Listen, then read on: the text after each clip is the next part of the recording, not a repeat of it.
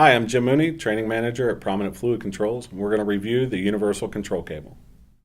So you'll see the Universal Control Cable has 5 wires, a black, a brown, a blue, a white, and a gray. We're going to go over those functions for each of those. The first control is the Start-Stop button.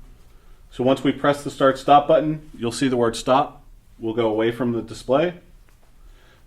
Once we close the brown wire to the black wire, the word pause goes away. The pump starts running. Here we're in the manual mode. Manual mode means we're manually dictating what the frequency of the pump is. We need this closed in all modes of operation. The next mode of operation that we'll go through is the contact mode of operation. To program the pump to the contact mode of operation by pressing and holding the P key, we look for the word mode with the up or down arrow buttons. Once mode is flashing, we press the P key again quickly. Now we scroll with the up or down arrow button again until the word contact flashes. We press the P key once. Now the pump is in the contact mode of operation. To initiate the contact mode of operation, we need the white wire to short to the black wire, which is in contact again with the brown wire. That's our pause function. So every time we press this button, it's going to short our white wire to that black wire, which is contacted to the brown wire. One contact in, the pump strokes one time. We can manipulate that ratio with other options on the pump. The next mode of operation we'll talk about is the analog mode of operation. Typically that's a 4 to 20 milliamp signal. So again, we press and hold the P key until we see the word mode flashing. We use the up or down arrow buttons if something else comes up. Press P at mode. Now we scroll again with the up or down arrow key until we see the word analog flashing. We press the P key once quickly, and we're in the analog mode of operation. Then we have to put an analog signal, typically 4 to 20 milliamps, into our pump. Now we have to put that input signal into our universal control cable.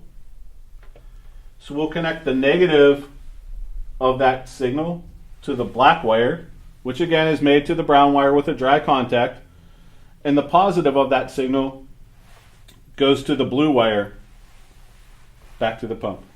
So right now we're sending 4 milliamps. You can see 4 milliamps. Once the pump is at 4 milliamps, you'll see that it's going to stroke 0 times.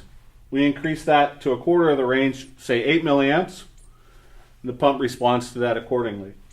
We increase again half the range, it's going to run at approximately half the speed. 16 milliamps, which is 3/4, goes up to 3/4 of the range, and ultimately at 20 milliamps, it has the pump run at its maximum speed. Again, if we open the contact between the brown wire and the black wire,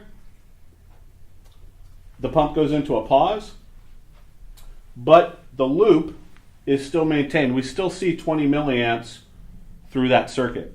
So if we had more than one pump, we could stop one pump independent of the other pump just by opening the dry contact between the brown wire and the black wire. The last thing we'll talk about is the auxiliary frequency.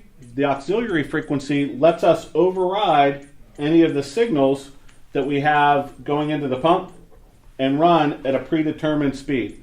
So when we short the gray wire here to the black wire, which again is made to the brown wire, it's going to override our current signal, which is telling the pump to run at its maximum speed, and we run at this predetermined frequency. Here we predetermined that we wanted, once the gray wire is made to the black wire, through again a dry contact, we want the pump to run at 23 strokes per minute.